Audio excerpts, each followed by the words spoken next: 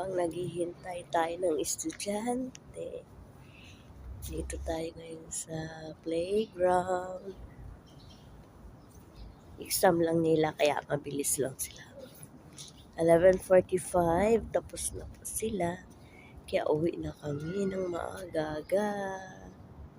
Ayun.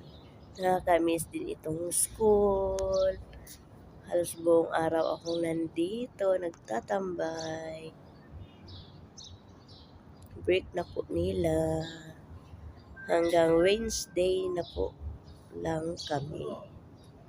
Ayun, playground. Bawal ako sa hall kasi may exam ang mga bata.